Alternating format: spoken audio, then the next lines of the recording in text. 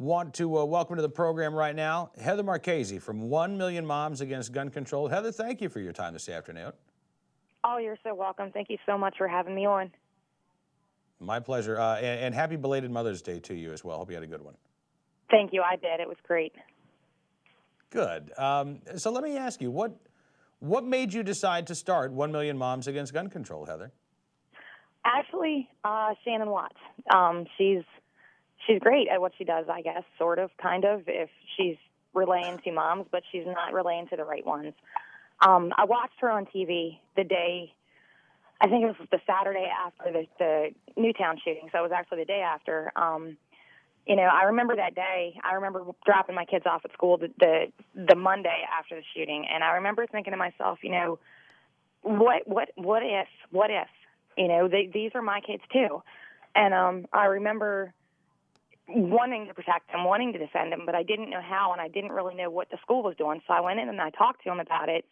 And they have an armed resource officer there who was, at the time we lived in Baltimore, it was a Baltimore County police officer, but they didn't really have a plan. I'd asked them, what if this would happen here? They did not have a plan. Okay, all right. So when I seen Shannon on TV, that was just, when I seen her talking about, moms that want their kids to be protected and we have to get rid of guns to protect these kids. I mean, common sense would tell anybody that, yes, the only thing that stops a bad guy with one is a good guy with one, or a good mom. When she created her page, I checked it out. I looked at it every now and then, but I really didn't. I just ignored it because it was just, nonsense, basically. It was just nonsense to me. But some of the people that I had actually networked with had told me that they block, they ban, they don't want to hear opposition. Even if you go to their page, like right now, they're in this big, gun rights proponents are slandering them and threatening and attacking. Let me tell you, we get threats all the time. We get violence wishes upon us, our children, all the time. So that is a two-way street. It really is. But Shannon's basic thought process is leave her page up and let everybody think that everybody in the world agrees with them. And the fact is, that's not true. There are more and more women and moms that are arming themselves in self-defense right now because of the crime. And, how many thousands of criminals were just released by the Department of Justice. These are all violent offenders, rapists, murderers, all kinds of stuff. It's our right to defend ourselves against these kind of people. So it absolutely is all right to defend yourself. It's my job to make a voice.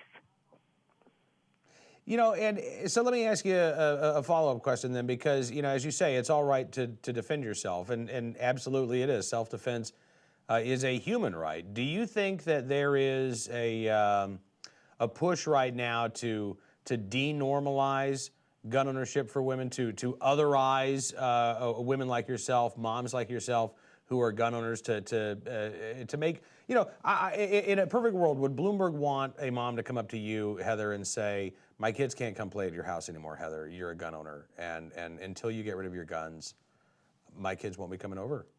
That is the world Bloomberg's that he wants, perfect right? world, absolutely, that's what he wants. In his perfect world, yes.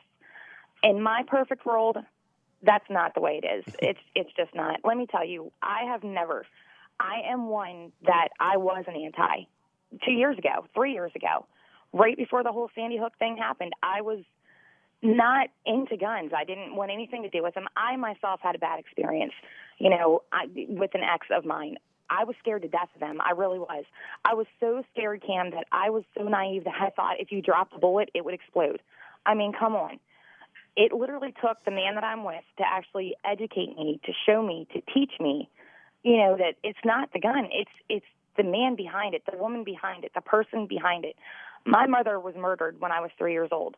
Had she had a firearm to defend herself, she may have spent Mother's Day with me this year, but she's not here. Talking with Heather Marchese from 1 Million Moms Against Gun Control. And Heather, what has the response been? How many moms are you hearing from around the country? Actually, we are hearing from so many. Just this morning, one of our admins, Beth Bannister, she's our Arizona leader. She was fantastic. I was just scrolling through our actual Facebook news feed this morning, and I had seen Beth had a conversation with some other people. And a lady had put on there, well, how can you be for God and guns? Doesn't that kind of distinguish itself or differentiate itself or whatever? And Beth, she gave a really good response to that. And this woman, literally in front of my eyes, literally went from being anti because one of her family members had just committed suicide to being pro-gun. Literally, Cam, it was a 2-minute conversation on Facebook. And all it is just listening. Listen to them. Listen to their reasoning. Listen to their side. There are so many people out there that are sitting on the fence.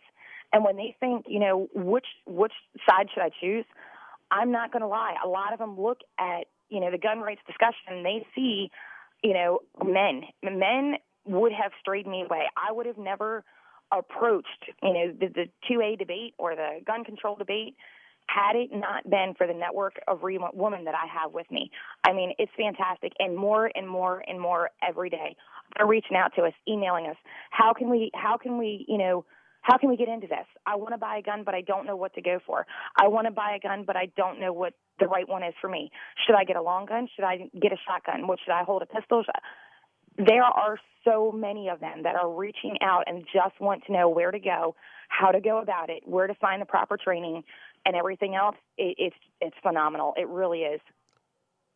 And again, what you're describing here, Heather, is not women who are making a rash, impulsive decision to go buy a gun, to not know how to use it, just to have it. You're hearing from women who say, "Okay, I've decided. This is something that I want to do. I've thought about this." Sounds like a lot of them have thought about it for a while, It and has. they want to be a trained and knowledgeable gun owner.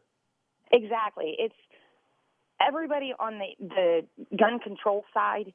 They look at gun owners like armed vigilantes, just waiting to go out and be a hero. That's not the case at all. It really isn't. It's people that see. They're starting to see the amount of crime and the amount of violent assaults and attacks are through the roof. And what is stopping them? Not a phone call to police. A phone call to police is going to get you hiding in your attic like the mother in Georgia, having to shoot her intruder 6 times in the face, and he still kept coming. The truth is going to come out. It's starting to come out. People are starting to see. They're starting to get trained. They're starting to get prepared. They're starting to arm themselves to defend themselves because it's nobody's duty to do it but yourself. It's not the police's job to protect you. It is their job to come to respond to your phone call. They can't be there 24/7. I would rather have it and not need it than need it and not have it. Talking with Heather Marchese, and the one thing I'll say, Heather, is that violent crime is actually going down in this country. It's not going up. But having said that, violent crime is not non-existent in this country, and every story Absolutely. that you just mentioned is a real story. That's the thing. Look, I don't think we'll ever live in a world in which we don't have violent crime. And I know darn well we're not going to live in a world without violent crime if we somehow ban all the guns. That's not going to lead to a world that is violence-free. What we're talking about here is the world that we live in now, and that is a world in which we have that human right of self-defense. It is sadly a world in which every day we see these stories of strangers breaking into people's homes and threatening them, shooting them, hurting them. And thankfully, we're able to cover these stories every day of people who are able to fight back, people who are able to defend themselves. In fact, we've got a story coming up in just a few minutes in our Hero of the Day, a woman who acted in self-defense. Thankfully, she was armed. And I'm telling you, we're seeing more and more of these self-defense stories involving women and firearms. Oh, absolutely. You'll see it more and more all the time, and that's the best part. The women are actually standing up and defending themselves, not becoming a victim like my mother did. I mean, you take the tool away, you still have violence. It's not gun violence. That's not the problem. It is violence in a society as a whole. We have no respect for the value of human life anymore. Absolutely none. And the moms demand followers, they like to say that the Second Amendment is outdated. But I can defend the Second Amendment, I can defend the armed self-defense without even talking about the Second Amendment. You see, grown-ups know that nobody will ever be completely safe. Space junk could fall through the ceiling and kill us both right now. You and I right now, both of us. The odds of that are astronomically low. Pun intended, but the odds are not zero. So I still look up every once in a while. Armed self-defense is similar in that the odds of needing it are very low. And as a mother, as an American, I'm proud of that fact. But if there is something I can do to lower that chance even further, What sane mother wouldn't do that? That's one reason I own and carry firearms, as well as I take other steps. Those steps decrease the odds to an acceptable level for me.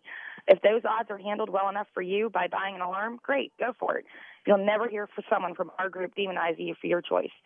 If, however, you want to supplement that alarm with a firearm, people who can give you some safe handling and storage tips are people that have never, ever really walked down this path before but are doing it now. This is a learn as you go process. You know what I mean? Like I said, 2 years ago, 3 years ago, I didn't even own a firearm.